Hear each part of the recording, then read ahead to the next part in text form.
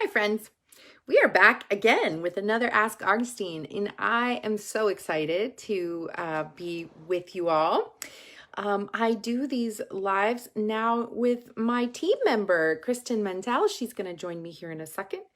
And today we have grouped all the questions we've gotten from students, and we are doing a student midwife talkathon. No, we're doing a student midwife Q&A, and we're so excited to get to check in with you all. How are you? What's going on? Where are you? What do you need? How can we serve you? That's what we do. So, let's see Kristen join us. Yay, so happy that she's here with us. So if you're just joining, tell us where you are in the world and what is up. What's up with everyone? Hey, saying hey to everyone who's joining. There's Ginger. Hi, Ginger. There's Angie. Hi, Angie. Good to see you guys. So if you have been on my Facebook Lives before, you know that I am just chatting and chatting with you all about topics that you want to know. So I have 20 plus years experience in this birthy world. And I've been a preceptor, and I've been obviously a student before that. I've been a business entrepreneur, and I have been a preceptor to 72 students in my career, clinically, and hundreds academically. And so I love, love, love to address student questions and student issues. So I'm so happy to see you all here. It looks like Carissa's here from Mississippi. Hey, friend. Chastity's here. Ginger's in Idaho. You found a preceptor. Awesome. That's so fun, and love to see you all on the call. So we know that Kristen's going to join us here in just a second, and then we can chat about all these questions. Kristen is my amazing brand manager, and she's been compiling all the questions. So we have to have her on the call. There she is. Hi, sweetheart. How are you? Hi, how are you? Made it. I did. I had to switch off my Wi-Fi again. Oh, right. That is such a problem. Yeah. I know. It's an issue. So maybe there won't be a delay this time. Maybe. Okay. Well, hi. We'll see. And welcome to everyone. Hi, how are you? Coming in. Angie says she's taking her NRP and basic life support trainings tomorrow. Good luck, my friend. So exciting for you. And we also found out that one of our gals, Maria, passed the NARM yesterday. So that's so exciting too, right? Yes, congrats. Congrats. Well, today That's is awesome. all about students. We've had a collection of questions about the midwifery student process in the U.S. and community-based birth-focused care. And so that's what we're going to chat about it today. Kristen, take us away. You've been compiling questions. Where do we start? I have. Okay, so first question, Augustine. What is something that you have wished that midwifery students knew before they applied as an apprentice? Oh, that is a great question.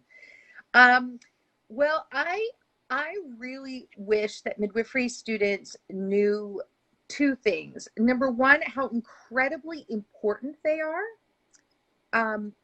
The student role is not just a tag along. The student role is not just to support the midwife. Actually, the student in their own right has so much to bring and so much to offer. They are current on new readings, on new research. They're in all the chat rooms. They're learning from their cohort, their colleagues. They have passion and excitement and joy and wonder. And that is invaluable. When you've been doing this for a while, or you are a midwife who's also busy being an entrepreneur, running your practice, it can be really overwhelming. You can lose sight of what you're really there to do. And so that's why I love it when students join a team, is because they bring so much energy, so much knowledge, so much passion. And that's really valuable and really important. The other thing that I wish students really took more seriously, and this is, I think this might maybe rub some people the wrong way, but I'm going to say it anyway, you know me. I wish that students had a better perception of the fact that they were walking into this midwife's home and business and brain and liability. And so while the student brings a lot of valuable contribution and passion and excitement, they are being invited to enter into an inner sanctum, and they will be privy to things that they might not have expected to. So when a midwifery student joins a practice, it's like they're going behind the curtain, you know? It's like you get to see behind the curtain, the Oz curtain.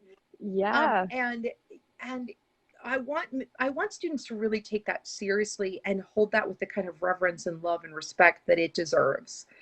So my other thing that I wish that students knew was how valuable and important the preceptor is, and that they could honor that relationship the way that it really should be, which is that this isn't just a teacher in a school. You don't just walk in a building, hear them regurgitate some stuff, and then walk out. You sit in the trenches with them. It's like it's like going into battle with somebody. You get them, like, you're in with blood and guts and life and death, and like, and then also because you are working together, the preceptor like is talking about her husband and her sex life and her kids, and like, that's not wrong. We have to know each other really, really well to support each other in that deep, amazing place. So if you see behind the curtain and you see a midwife who doesn't have it all together and is sometimes stressed and overwhelmed and is sometimes sad or, just any of that, like, love her for that. Don't judge her for that. So I wish students knew that. Yeah. Well, I think it's important I'm getting like a feedback. Do you hear that? No. Okay. I'm like hearing you talk and you're not talking. It's just kind of weird. Your internet, man. You've got internet problems. I know. It's like oh, wait, hold on. It says you want to be on 1 second, video. Augustine. 1 second. Oh my goodness. Do you want me to end?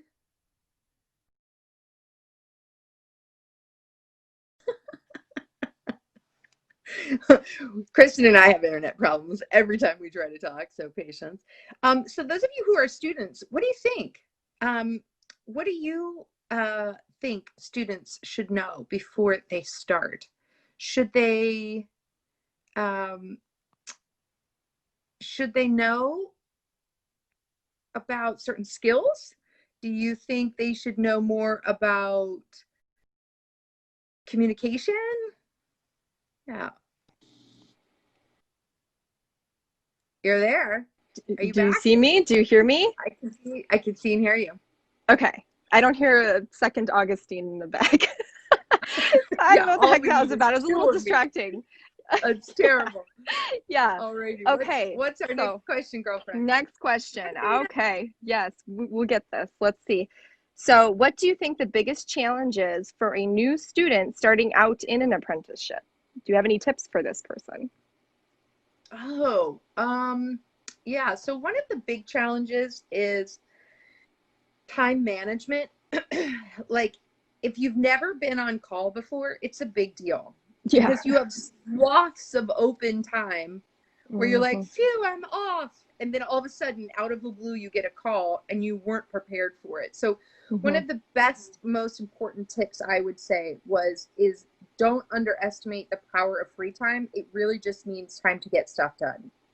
So when you're off call and there's no clinic and no one needs anything from you, it can be tempting to just like lay on the couch or veg or do something that is non-productive. Facebook, this right now. And there's some information here. Right. And what I say is, no, definitely go put the gas in the car, go make the dinner and put it in the fridge for the kids to put in the car, in the in the oven later, pack your bag, like, do the things that make you fully ready to walk out the door anytime, and then relax.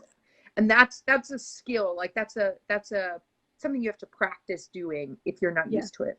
Yeah, that's a good tip. That really is a good tip. And then you just don't have to stress about it too.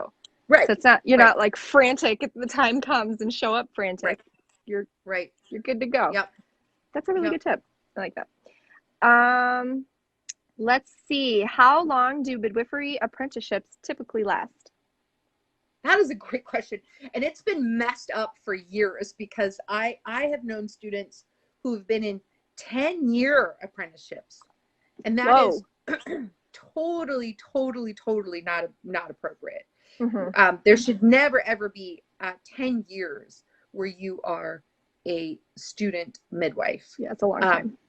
that means something's majorly wrong. And there have been some really Mm. majorly wrong problems in the preceptor student relationship in the US, where students are being used for free labor, or they're never being given opportunities to advance, et cetera, et Yeah. cetera. So I would say the actual optimal time for apprenticeship is probably 3.5 years. Okay. That's optimal. Yeah. I've known students who've done it in 2 years, and that is really fast. That's Yeah. fast to get all the information in your head. Mm-hmm. And I've known students who've done it in 5 years, and I think that's appropriate if you have small people, if you're also in school, if you're only doing it part-time, that can be really appropriate too. That makes sense. But Yeah. optimally, I think about 3.5 years is probably the optimal amount of time, which, if you do some didactic on top of that, you've got a 4-year degree. And Mm-hmm. I think that's what everyone really needs to understand, is that apprenticeship can be codified, can be quantified. It is not just like endless amounts of unknown information you're supposed to just gather, like, blackberries on a path. It's actually, we know exactly Yeah. what you need to learn. Mm-hmm. These are the numbers of births you need to attend. These are the books you need to read. These are the steps you need to take.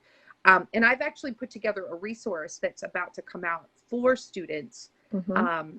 to answer some of these exact questions. So stay tuned for that. Yeah, for sure. All right. Well, that's really good to know. So if somebody finds themselves in this weird situation where it's lingering a bit, to maybe. There's a problem. Yeah. Yeah. Yeah. Either they're not being given encouragement to launch themselves, because it's a little bit Right. like the baby bird. You got to jump out of the nest. Yeah. Yeah. Yeah. Or they're being held back, in which case Right. we probably need to change student preceptor arrangements. And that is Right. done less than it should. We should be switching Mm. preceptorships more often than we are in the US. And actually, Yeah. I'm going to cover this in a webinar that we're going to do.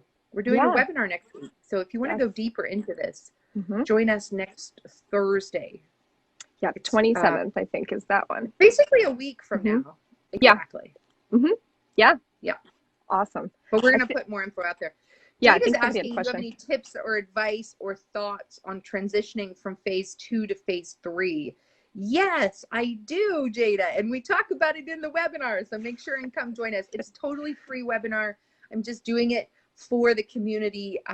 And you can register. The link's on our Instagram. It's on our Facebook, Mhm. sitting Mhm. around. We'll maybe put it up on this chat too. Mhm. Yeah. And it's next Thursday, 5 p.m. Pacific. Yep. We're going to chat about this. Yep. Awesome. Okay, let's see. What is next? What should you expect to learn on an apprenticeship? Woo. Yeah, Everything. there's a lot of misconceptions. There's a lot of misconceptions about this. The idea being that you will learn how to deliver babies is like a phrase that's oftentimes out there. Yeah. And if that's all you learn in your apprenticeship, you are not a good midwife.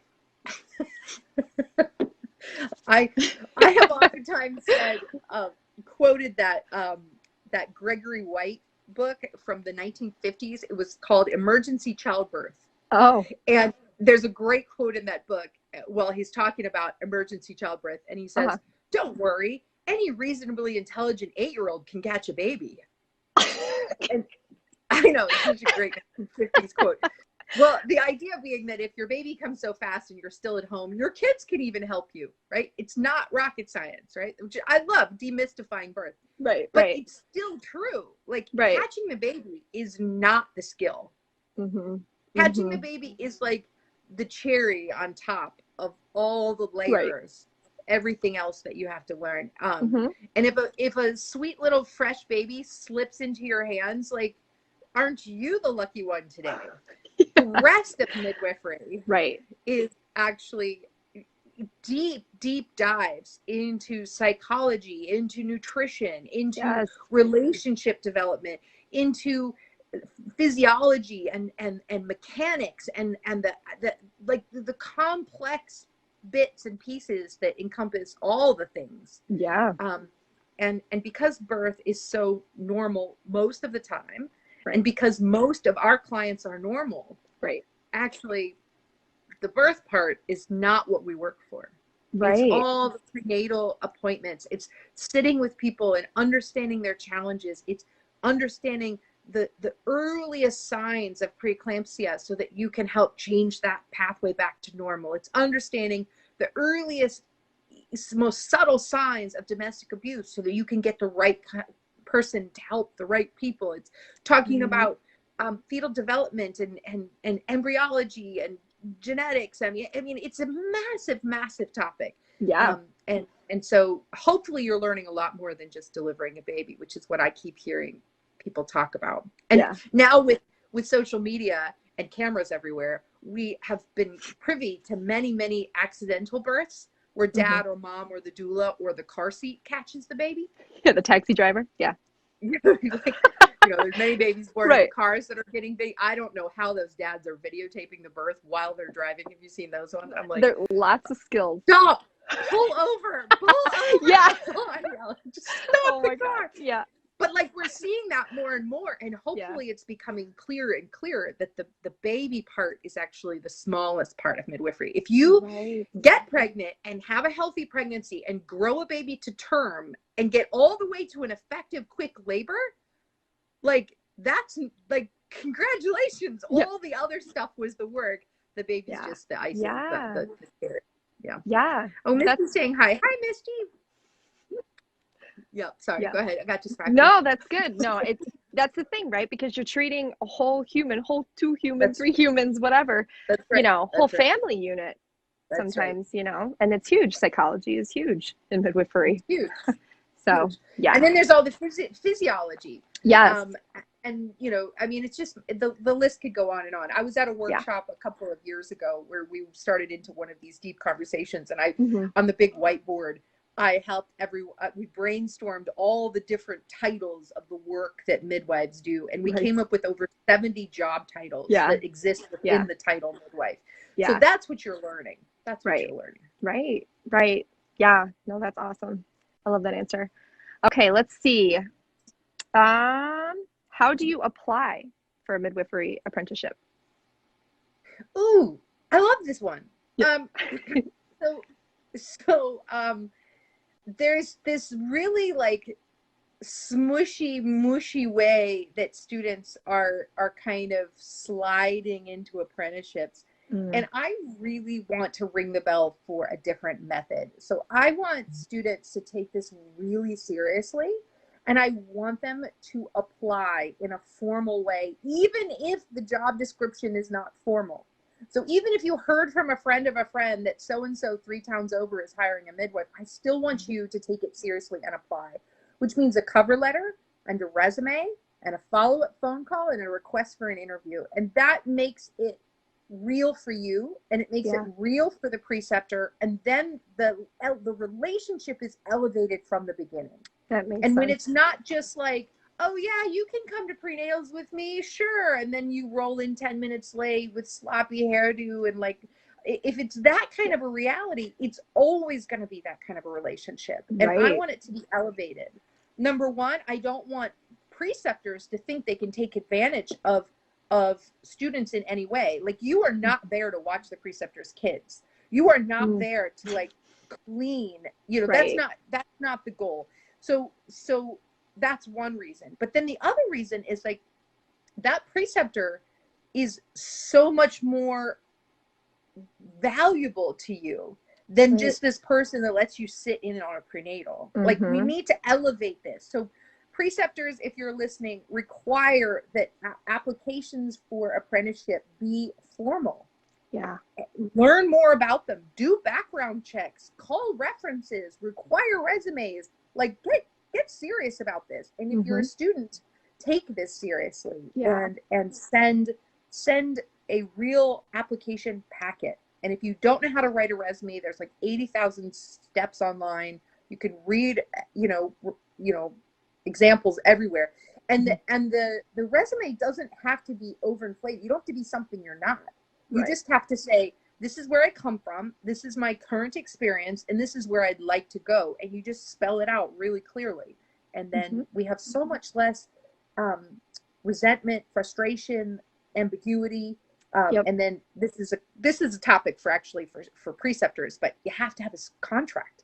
If you expect someone to come and learn from you, work from you, you have to spell out what their job duties are. And so I have a very extensive midwife, preceptor, student contract agreement that we drafted together, and we're ready to release that in a couple weeks. Next week we're releasing it next week. So if you're a preceptor or a student and you want to dive deeper into the professionalization of this relationship, I have these 2 webinars coming up. So for preceptors, it's Friday next week, and for students, it's Thursday next week, 5 p.m. Pacific. And it's a webinar, and it's all over our social media, Midwifery Wisdom. You can go and sign up. So and they're both free. And they're both free. So, totally free. Yeah, for sure. No, that's a really good thing, because you're kind of like setting up this foundation, right? And what did they say a lot of times? The reason for relationships or communication to fail, or that whole resentment piece, is like unmet expectations. And so if you set those expectations to start, then it's only going to help both of you. Yeah, it's good. Brilliant. Yeah. All right. So let's see next. And people can feel free to ask questions too if they've got anything that pops up. Yeah. All right. Let's see. Why do midwifery students lose apprenticeships? Like, what would be a scenario? Or it's kind of in the same. It's the same realm. Is that it's not professionalized, and so either the student doesn't take it seriously enough, where they violate confidentiality, or they start to slander or libel their midwife in the community, start talking negatively about them, or something like that. Right. Or then the flip side of that, or they actually are acting dangerously because they were never given the expectations clinically. And so the preceptor didn't create the framework and the evaluation and follow-up process. I mean, it's really simple. I mean, there have been employers since, the dawn of time, essentially, and we've gotten really good at this. And I think what's happened is that somehow midwifery has slid under the radar of this professional,ism. And so when people don't know the expectations, like you so eloquently pointed out, then really bad shit happens. And what happens is that the student doesn't take it seriously, or the preceptor doesn't take it seriously. And somewhere in there's a breakdown. There's a breakdown of communication. There's a breakdown of expectations. There's a breakdown of clinical safety. And the outcome is usually some big explosion. I mean, I take consult calls from midwives and from students all the time asking, like, what can I do? And this is just a disaster, or she won't sign my forms, or this student's crazy, or like any of these things. And and unfortunately, like it always takes 2 to tango, number one. So you're never not at fault if there's dysfunction in the relationship. And if there's a really big implosion, there was something simmering for a long time. It's always been in a pressure cooker.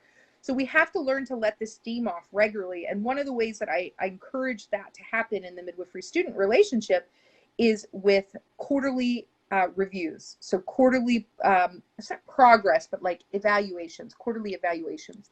And it goes both ways. The preceptor evaluates the student, but the student evaluates the preceptor. And that flow of review, of communication in a structured way allows for a release of that pressure. The valve can release a little bit. And it's awkward the first time you start it. Like, this has not been the method of midwifery. And it's kind of awkward to be like, so we're going to sit down for that quarterly review, even though we see each other every day. And it sounds silly. But if you have a structure to do it, and I have a review template that I share with the preceptors and midwives, that allows you to go through step by step and evaluate this step and then this step and then this step and evaluate. Nice. And then start to talk future, like this is where we expect you to see you in 3 months at our next review. This is the equipment that you need to be planning to purchase. These are the forms that we expect you to have memorized or studied. Like you give the framework, you give the expectations, and then it's so much easier to meet them. Yeah. And there is a method to graduate. Like we don't just need to be students forever. Yeah. Which, I mean, we're all learning forever, but in terms of being held hostage by a midwife's practice is totally different, and that's what we're trying to avoid. For sure. No, that's a really good tip. All right, let's see. Okay, so here's a question. I want to be a student, but I have small kids and I can't leave right now. Is there any other way for me to learn besides going to school? Yes. A lot of midwives so much. Parents. Yeah. So much self-study. Yeah, there is so much self-study possible out there. And that it can be completely self-directed. You are not alone with that. You can move your learning forward dramatically, even if you're not attending births. So NARM has a reading list. We have an extensive reading list that's actually tiered and segmented, like where to start and where to go for different things in our resource. And then there is countless video options. Watching birth videos actually can be a tremendous way to learn which questions to ask. So not necessarily hospital births, but watching community-based births, the place where you intend to practice, on video. A bunch of it's going to be like, yep, I expect that. Yep, I expected that. And then one of these videos, you'd be like, wait a second, what's happening here? And that question will lead you to investigate further. So there's this new, I'm going to put in quotes, there's this new style of learning in med schools called problem-based learning, where they reverse engineer the learning process. And this is basically midwifery. We've always done it this way. So you learn by putting the results, the investigation, the research, the outcome in the place in your brain where the question originated from, right? So this is like a whole method of learning. Yeah. So the way to do is to get a case study, like watching a birth video, and be like, what is that? What happened? And then you start investigating, well, course of labor, nope. Oh, position of labor, nope. Fetal positioning, nope. And you go up these channels of information to answer the original problem. Yeah. And what happens is the way that works in your brain is that you always will remember the solution with the problem, as opposed to just memorizing, terminology, memorizing processes. You don't keep it in the same place where you eventually use it, which is why this problem-based learning has been revolutionary in the medical school industry, because it's such a complex thing to learn. Midwifery is the same way. And in fact, this has been the hallmark of apprentice-based education, is that we have seen a scenario and then gone and researched it. Seen a scenario and then gone and researched it. You can still do that before you're even attending births. You can see a scenario or hear a friend can tell you, oh my God, this happened to me. And you could go, how could that happen? What is that? How does that happen? And then put yourself on a research project until you find the answer. And that's how I taught myself. And I think that's how most apprentice midwives learn, even if they don't understand that that's how they're learning. It's this problem-based learning process. Yeah. And it's been proven out statistically. Even now, Elon Musk has created a problem-based learning school for his kids and the employees of SpaceX. And so literally they have a giant warehouse with everything, and they say, how does this work? And I love that. They have to take it apart, put it back together, draw drawings, stuff like that. That's the same thing I'm asking midwives to do. Yeah. That's really smart. Yeah. I didn't know about that. So I learned something.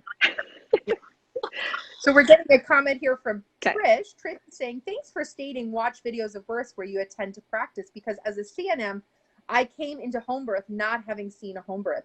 And that is so common. You're really, really not alone. We have so many CNMs who are very indoctrinated in the hospital scenario, who are going, oh, I don't want to do this. And they leave and they start doing birth centers or home births. And they really have never seen it, or they don't know the complexities.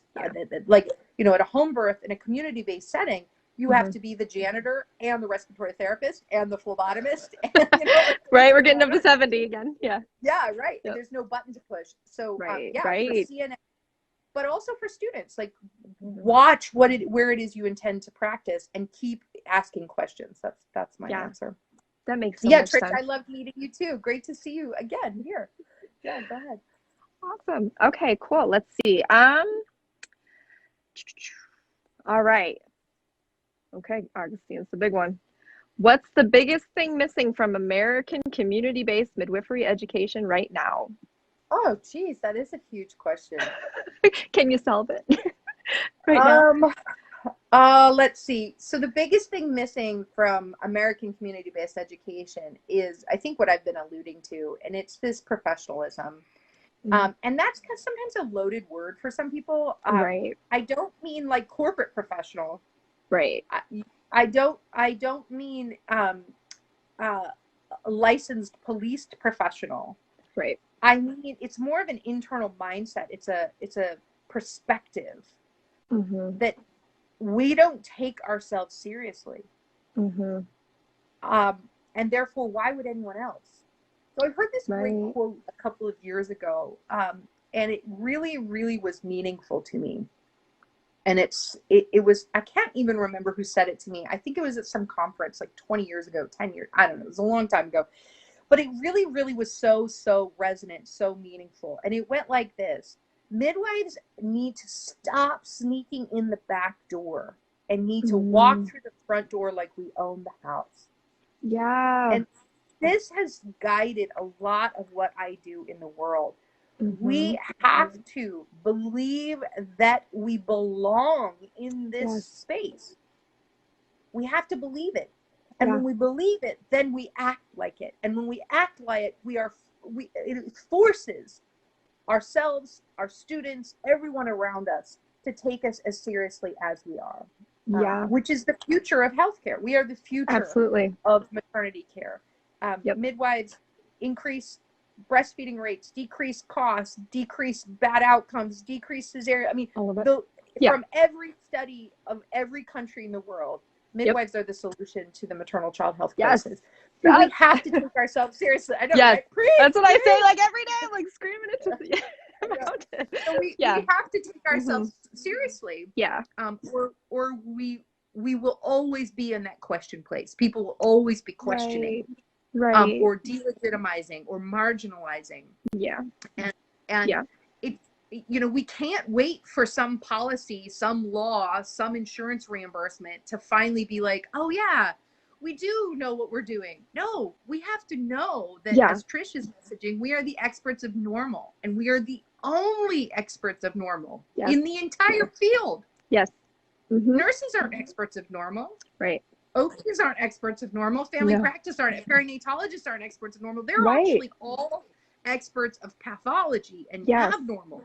We are the only ones that are experts of normal, and we need to claim that. And that, even though we've tried to delegitimize or devalue nature in our culture, actually nothing could be more valuable. Nothing could be more valuable. So knowing that, owning that, and then walking through the front door like we own the house. Is a totally different perspective than sneaking in like we want to get away with something. And I think there's so many midwives that could, when they have that, it could change. And when you have that for your practice, then it will trickle down through your student preceptor program. So then you will bring students in and being like, this is the most challenging job on the planet. And it's also so vitally important because no one else can do what we do. So let me show you. Let me teach you. And that would change everything, I think. Instead of being like, oh no, we don't need to know about, oh, don't study that, or oh, they don't need to know, or shh, don't tell them. Like that has been a perspective that has followed midwifery for a whole century. And that's what we need to really unpack, I think, in American midwifery. Well, I have a question. I have a question for those of you who are tuning in today. What do you think is missing from the American student midwife, community-based midwifery world? What are you missing? What are your pain points? What do you wish was happening? because I'm working on creating more resources. I do have this free webinar coming up next week. And then I have a really exciting product I've been working on that's still not quite unveiled, but we're very excited next week to share this resource with the world. It's a pretty significant, weighty one. Pretty excited about that. It's good. It's exciting. Yeah.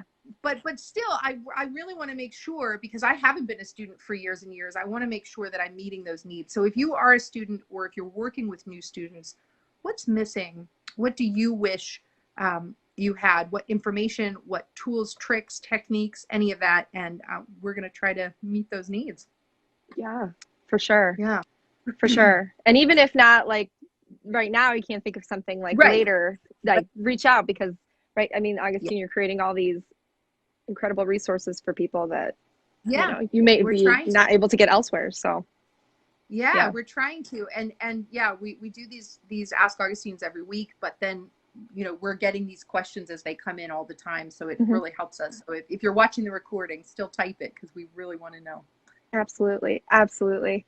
Yes. Okay. Let's see. So let's jump. I think we've got one more question. Okay. So how do I know which pathway to midwifery is right for me? Let's see. MEAC. PEP. Meek. Yeah. Meek. Yes. I'm not a midwife. I am learning still. Yes. You are doing but great. Good. Yeah. PEP, CNM, CM.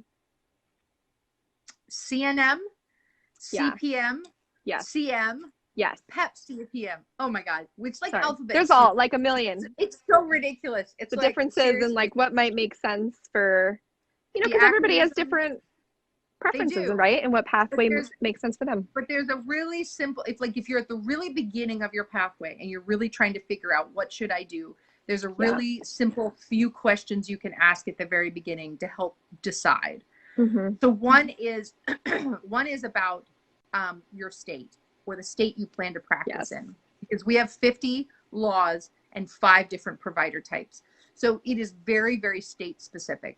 So if you know for a fact that you will move in your lifetime, you will want to evaluate this very carefully. If instead you live in the family home that you grew up in and there's no chance you're moving anywhere, then you can be very state specific. But more and more states are adopting the ICM language. And so some backstory, but in about a decade ago, the ICM, the International Confederation of Midwives, published international standards for midwifery, and it became clear that the NARM PEP process was lacking. It was not in alignment with ICM standards. Okay. So they developed the bridging program to try to bring existing midwives up to those standards. But the problem is because at that point, almost half of the states in the U.S. didn't have licensure yet. The licenses that eventually passed, and I think we only have, 14, 15 more states left to add licensure processes. But the remaining 10, 12 states that passed licensure processes passed them to ICM standards, which meant they required MEAC education instead of the PEP process. And so the PEP process is not going away, but there are many states that don't acknowledge it. And so that's where, if you're thinking about state-specific laws or processes, that will help you make your decision. The other major decision is, do you think you ever want to work in a hospital? If you ever think you want to work in a hospital with a paycheck, a 501k, a 401k, and a retirement, if that ever is really appealing to you, then you already have figured out that you need to go the CNM route. And then within the CNM route, so the CPM route has purely apprenticeship and school, or distance overseas school. Okay. The CNM, the hospital-based route, has also a few pathways. You can become a nurse first and then go get your master's in midwifery. You can get a combined nursing and degree in midwifery, or you can skip nursing altogether and become a midwife as well. There's a direct entry process on that path called the CM, the Certified Midwife, but it's currently only legal in 6 states. The states that it's legal in have many, many midwives. They're doing very well, and they have hospital, birth center, and home privileges, and it's a really cool new Oh, degree. that's awesome. Yeah. But it's only legal in 6 states. So again, investigating where you want to practice and where you're going to practice. So home or hospital, community or hospital, and then what state you're in will give you a huge leg up in deciding where. And then from there on, it's really more about the specific preceptor you get, the specific school you get, the philosophy of both, and where you want to be. And that investigation will lead you hopefully to the right answer. But I have a few programs that I've been really impressed with recently. If you have if you have a bachelor's degree in anything, even like creative writing, you can apply to get into the accelerated CNM program at Yale. Oh, and interesting. It's a 3-year RN, BSN, CNM, women's health nurse practitioner program. So you basically end up with 4 degrees in 3 years, and you graduate from Yale, and you're employable everywhere at a starting salary of about $95,000. So it's not bad. Yeah, it's not cheap. It's Yale. It's not cheap, but it's fast, and they have an excellent philosophy of care. And there's some amazing graduates, and you're instantly employable. So that's one thing that I've been really impressed with. I also have been the perennial favorite for community-based birth CNMs is at Frontier. Frontier is amazing, y'all. So you do have to get an RN in nursing, but if you have an RN nursing and you want to do a CNM program but can't be on site, Frontier has a distance program for their CNM process. Ooh, so all your education is online, and then you find a local preceptor, which is a local CNM at a hospital, to precept you for your 20 numbers, because you only need 20 for a CNM. So you can move through that really rapidly, although you don't necessarily get community-based birth experience unless you give it to yourself. So I've been really impressed with Frontier. The graduates I've gotten from Frontier have been great. Good. We all have to love Midwives College of Utah for the CPM route, because they offer an AA, a bachelor's, and a master's, and it's accredited. So you can transfer in, students or credits from other schools. You can transfer out credits to other schools, and then eventually, when you get a degree, you can teach. Like it is acknowledged by other colleges.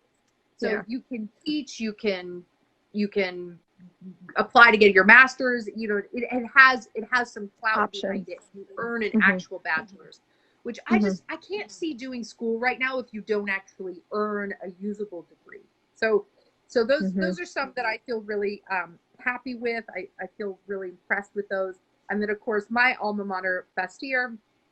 It's a very, very, very grueling midwifery clinical education.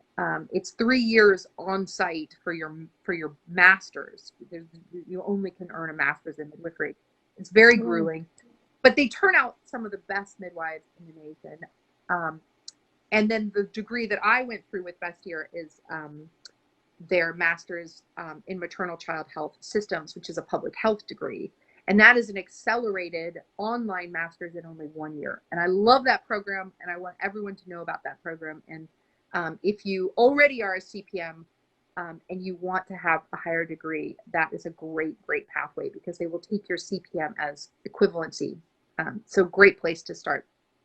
Yeah. Anyway, lots of ways to learn. I know, lots of things to talk about. Emmy is saying that MCU no longer offers its associates, only its bachelor's, which is great, because an associate's has really no meaning anyway. So that's great. I think all schools should be offering accredited, transferable degrees that are useful in the rest of the world. So, and the rest of the country. So definitely. Right. Yeah. Well, that was a lot. Sorry. That's good. No, that's some awesome resources for people. I love it. Always. So that's awesome.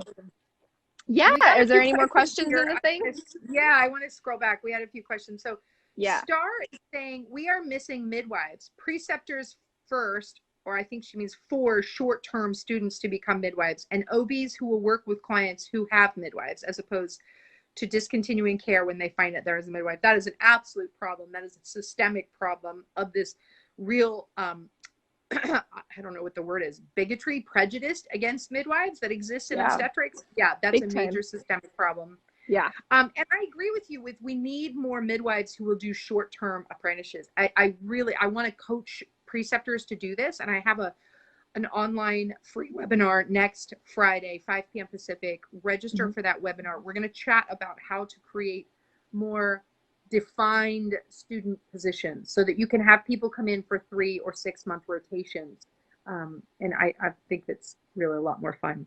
So Naomi is saying we need professionalism, branding, business skills, to walk in and look like you know what you're doing, have nice looking charts for transports. Yeah, we do. We live in an image focused culture.